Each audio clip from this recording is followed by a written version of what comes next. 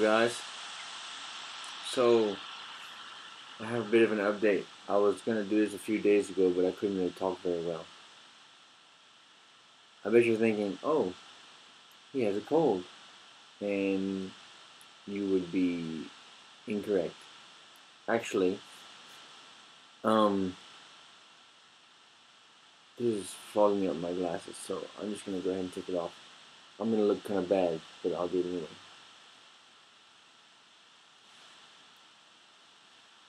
After I made the Christmas lights video, I had a bit of an accident, hence the title, Life Update, Accident. So I made the Christmas lights video. Well, I didn't make the video, I recorded the video, right? And then I went home on the train, and I ate dinner, and the plan was to take a ride to the onsen because I had kind of a stressful day and I wanted to relax. And so I went to the onsen and I wanted to weigh myself because I wanted to see if I'd reach my goal weight for the month. And so it was 12, 12, 12 at the time. And the onsen closes at 1, and at this time it would have been like 10:30-ish. So I took a nice leisurely ride to the onsen, got there, relaxing, having a good time. Over 12:15, I decided to start packing it up. So I shower, get ready to go, weigh myself. I'm down to 101.2 kilograms, so I have lost a little more weight, but I didn't reach my goal. My goal was 100 kilograms for the month of December. Anyway, so I'm riding home, and I normally would make this ride in about 15 minutes, maybe. I'm not stressing myself, just nice, decently quick ride, 15 minutes. And this time, I wasn't even home yet, and I'm already about 20 minutes in, 20 or 25 minutes in. And I'm going down this little, it's not a big road, it's a smaller road. It's on the side of a big road. With this little walk bridge coming up, we have to walk over. I can ride up, it's not that big of a deal. It's a steep grade, but I can ride anyway. On my other channel, I have a video of me going the opposite direction on the bike. And this car comes out of a tunnel and comes toward me, which it's not unexpected. I've seen cars on the road before. The unexpected thing is, this car is on my side of the road. And it's not moving. Oh, it's definitely moving. It's moving toward me, but it's not moving off my side of the road. So I move my bike more to the side of the road, and this car is not moving from my side of the road. So I put my brakes on, and it's still coming to me at a pretty high rate of speed. I'm slowing down, so I turn my bike more, and I know that there's like this covered cement drain. So I'm going to get on it, right, and stop. But my bike goes to turn, and my tires get caught because the drain apparently is like this much higher than the road. The tires get caught and the bike falls. So I try to turn the tire to save the bike, and the bike turns too much and goes off the road. Now the road is about this high as I am tall. So the road is about 4 feet higher than a field, which is off the road. The bike falls off the road, and I catch the road with my leg and my face. The car never bothers to stop. Now, if I hadn't done this, I'd get hit by the car. But instead, I caught the road with my face and my leg. So now my leg hurts and my face hurts. What's even worse is I broke 2 teeth. I pretty much sheared one of my front teeth off, and tooth next to it off. So they were gone, except for like a little bit what was left of them. And my other big tooth got pushed down and back, so I couldn't close my mouth. My lip got all jacked up. It looks a lot better actually now than it did. My nose was jacked up, my chin was jacked up. So I have like a mustache now and a goatee because I don't want to shave all this. But yesterday I went to the dentist, and so I got a fake tooth, which doesn't. It's not the perfect color, it's not the perfect position, but it's a tooth. I got a fake tooth here, and this tooth was repositioned to where it's almost in the perfect position. And now I can chew and eat again. But these are just temporary teeth, these two fake teeth. And I still have to reposition this other big tooth, assuming that I don't have to have it either pulled or have a root canal on two of these teeth. Or all three, who knows? So, for temporary, for like the next, I guess maybe month or so, I have two temporary fake teeth so I can talk and eat. But we're waiting for my gums to heal because my gums are all jacked up and bruised. And then we'll see what we do with my teeth and what's going to happen. But yeah, it's kind of an update on the accident that I had here in Japan. So I had this thing, like my entire life, this thing where like, when I do something, I tend to do it big. So, my first visit to a Japanese hospital required an ambulance, 6 x-rays, and a CT scan.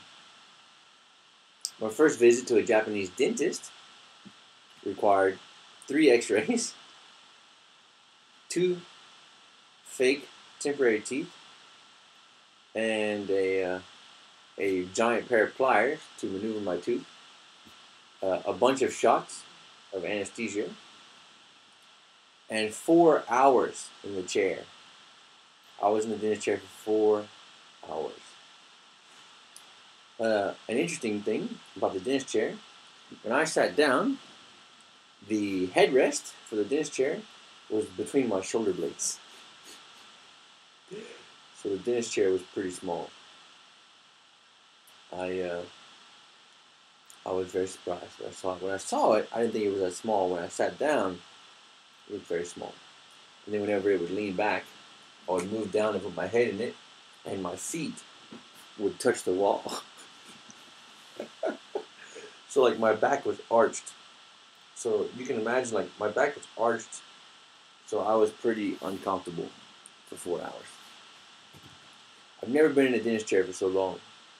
I mean, I've always had really good teeth. Like, I've only ever had one cavity in my entire life, and apparently now I have another one. So, I've had 2 cavities in approximately 30 years of life.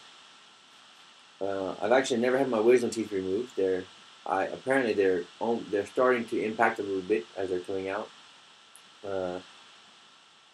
And I've never had any like extremely long dentist appointments. So this is my first extremely big dentist thing I've ever done in Japan. And having a big dentist procedure when the dentist and the assistant are talking right over your head like this in Japanese and you really don't understand a whole lot of what's going on, it's interesting. So it's good that your dentist can speak English, because if not, and you don't speak Japanese, it can be an experience. Yeah. So that was my experience riding in an ambulance. The worst part though was because the thing involved the car. Before the ambulance could even take me anywhere, the police wanted to know everything about the accident. In fact, they even made me sit in the police car and ride. I had to take them back to the area, because what happened was I walked away from the accident with my bike to the izakaya that's by my house. Because this happened not far from my house, only 1 kilometer from my house. I had gotten up and walked to the izakaya because my thought process was, if I called 119, that I could, I might find an English person to talk to, but I wouldn't be able to explain to them where I was. My thought process is walk to the izakaya, and he can call the ambulance, and then I can go to the hospital, which would actually end up being very beneficial for me. I'll explain in a second. Anyway, so the police wanted me to show them where the accident happened and explain to them everything that happened. Finally, the ambulance convinced the police to let them take me to the hospital. And the owner of the izakaya, where I go all the time, he actually went to the hospital to see that I was okay and gave me a ride home. If he hadn't, I really don't know how to get home from the hospital, aside from maybe calling a taxi, because the hospital is near where the onsen is, so it's a good 4 kilometers from my house and not anywhere near a station. So yeah, that would have been an interesting experience trying to get home from there with all my injuries. And I had to go back to the hospital the next day to go pay for my emergency bills. And the izakaya owner actually brought me back the next day and then back home, so that was really incredibly nice of him. So that was fantastic. It helps to network when you're here. Same thing with the dentist. I got a hookup from a friend. So that was how I was able to find the English-speaking dentist. So that is amazing how that has worked. I don't know if he wants to be mentioned or not. If he does, I'll mention him here in a box or something. If not, then he'll remain anonymous. So yeah, I don't know how long this is getting, but that is my little update. So Japan, it's not always peaches and cream, but the dentist wasn't too bad. It could have been a lot worse. I mean, I've been to worse dentists in America. People say, "Oh, if you're gonna get dental work, go back to America." And I don't see the point in that, because this was actually really good. Considering how expensive dental work is in America, this was amazing. So I'm looking forward to finishing all this, but for now, I can close my mouth just fine. I can talk just fine. For the most part, I can eat just fine, except that I can't feel any of this here. So as feeling comes back, it will get better. Yeah. So anyway, thanks for watching, guys. This is video number 51, actually. My Christmas lights video was the 50th video, and coincidentally, the last video with all my teeth. There was a few of the videos I wanted to make while we were talking, and with a pretty face, but I don't have a pretty face anymore because I have all this stuff jacked up on it. So what I might do is wait till I heal up a little bit, make another video. I also want to make an apartment tour. As you can see, I don't know if you can see, a couple of things have changed. I finally got my couch, my table, so I'll make another apartment tour, apartment 2.0, pretty soon. And yeah. So anyway, TheCajunGaijin out.